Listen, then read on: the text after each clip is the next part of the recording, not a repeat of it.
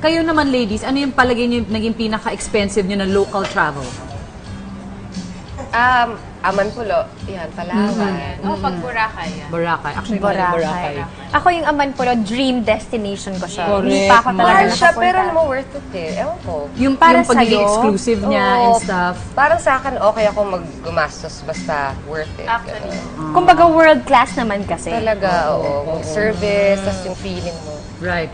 You get what you pay for, kumbaga. Yeah, sobra. Very good choice of a destination, pero that's really for a select market. That's true, absolutely. So yung nakikita nating buong biyahe sa Pilipinas, yung mga kapwa nating Pilipino, average workers, no? Yes. Earning communities, no? Yes.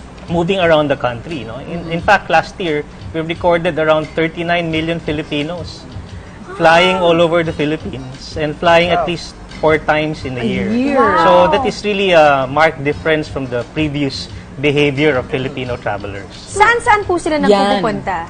Ayun, syempre may kilala tayong destinations, no? Mga gateways tulad ng Cebu, Davao, and Bohol, you know. But now, they're trying to discover new destinations. Right. No? Merong paligsahan nangyayari na, uy, nauna ako dito sa destination na to. Yes. So, ang bucket list natin umahaba.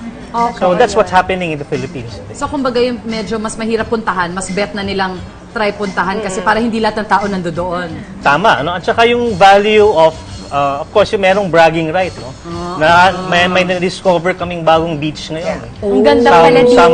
Somewhere in the Visayas. Right. Na mahirap abutin, pero ang experience is very good for many. Sa norte, mga Cagayan, magaganda daw yung mga beach din yata sa dyan. Iloilo, may island na yung parang, gusto kong puntahan, parang separate island lang siya. Tapos may doon may parang, Iloilo ata yun. Or Marinduque? Hindi, Marinduque okay. Actually, yung description mo can be anywhere in the Philippines. Yeah. Kasi ganun Dami. ka diverse at kaganda ang Pilipinas. So, even spending 1 year of traveling, hindi mo maubos yung 7,100 islands na pinag-gusto. Dalang ubos sa'yo ang budget mo.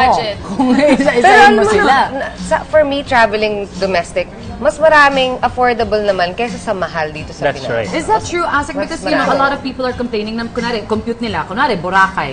Kahit ako namamahalan sa plane fare, papunta Lalo Boracay. na pag peak season. Lima kami sa pamilya. Yung mga tapos makikita mo, kunwari, going to, let's say, Japan, Korea. Pag nag-sale sila, mas mura pa pumunta doon kaysa sa local. Well, mahirap ikumpara, no? Because it's not apple to apple. No? Like na-mention ninyo, when you travel during peak season, you really expect everyone will be, selling the rooms and airfare very high. But the key here is planning your trip very well. Yeah. If you plan to go on a vacation 2 years from now, start doing it now.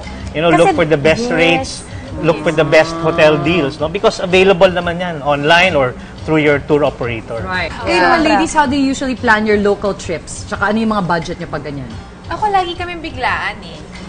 Laging biglaan kasi pag nagta-travel naman ako, laging kasama yung boyfriend with his family. Tapos ganun sila lagi, biglaan lang din. So, yung budget, kasi we always go for quality over quantity. So, okay lang na medyo mahal basta maganda yung room, masarap yung food, maganda yung pupuntahan ko doon, yung resort, gano'n. Okay. Quality talaga. Ikaw, Well, ako nagkuplano kami kasi family with kids. Tapos minsan may yaya, minsan wala. Tapos may mom, may lola pa. Oo may nga, ganyan. no? Depende. Sa budget, kapag kaming dalawa lang ni Troy, pwedeng medyo maganda. Yan, 5-star. Pagka with the kids, kasi 4 lang, gano'n. 3 rooms yan. Ganun. So, mga 3-4, ganyan, 3-4 star.